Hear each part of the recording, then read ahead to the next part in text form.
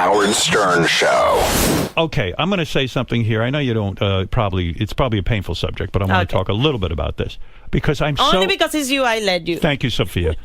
So I opened up the paper on Sunday. I know what you're going through with your ex-fiancé. I'm not going through anything. He's going through it. But I am on your team on this one, and I mean it. I'm not saying it because you're here. I'm saying it because I truly believe this. I think we had a row about this earlier. Yeah. I mean, I'm sure. I know it's none of my business, okay? Yeah. Fair enough, but it's out there. You're engaged to a guy. Yeah. You guys decide, hey, we're going to freeze your egg and his sperm and embryo. Yeah. And we're going to freeze these embryos. And the idea is when we want, we'll put it into a surrogate. Yeah. We tried it twice with the surrogate. Didn't work. So you have these 2 embryos left over. And maybe you'll use them in the future. Yeah. So you guys break up. And you say, look, I don't want to have a baby with you. I'm not involved with you anymore. Can you blame me? I can't blame you. And by the way, a child needs a mother. A mother and a loving, more than a mother, needs a loving relationship of parents, that get along, that don't hate each other. That, I mean, you hate each other now? Well, I don't hate him, but obviously he has a problem with me.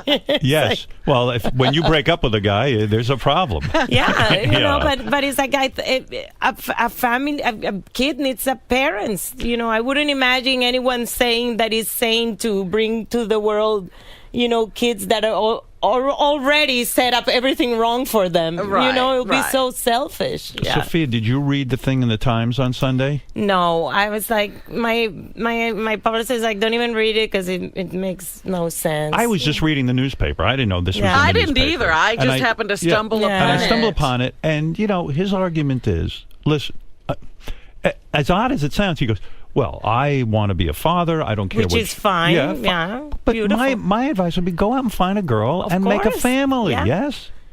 No, and you know what? It's like I totally understand him, but the thing is this, that fortunately and unfortunately, there is law. You sign papers, legal papers, and if it was so serious for him, this issue, which I totally respect if it's serious for someone, then you should have taken it more serious at the time, like I did. Already a contract that says... There is a contract that he can't do anything. We wrote what we wanted at the time. And it's not like a contract that they give you right there the moment that they're going to take my eggs out. No, They give you this in advance. You see it, you review it.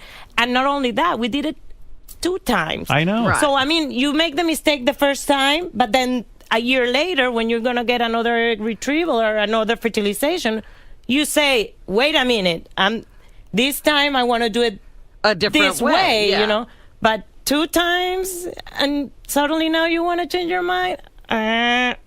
Yeah, it's got to be awkward for you because you probably don't like putting that aspect of your life out there, and he's putting it out there. Is this an attempt to pressure you into letting him have these? I don't know. You don't know. I You don't care. think it's... So you have a lawyer dealing with this? Of course. I mean, it's like there's nothing really going on. We sign papers. Do you have any So fear? he's trying to break a contract, Yeah, but this is the law in the United States tells you, and Sofía, never in the world you have to follow what you say. Sofía, do you have a fear that somehow he will get the right to what? To bring these eggs to fruition, plant them in a surrogate, and he's saying, Sofía, you don't have to be involved. But of course you would have to be involved. You're the mother.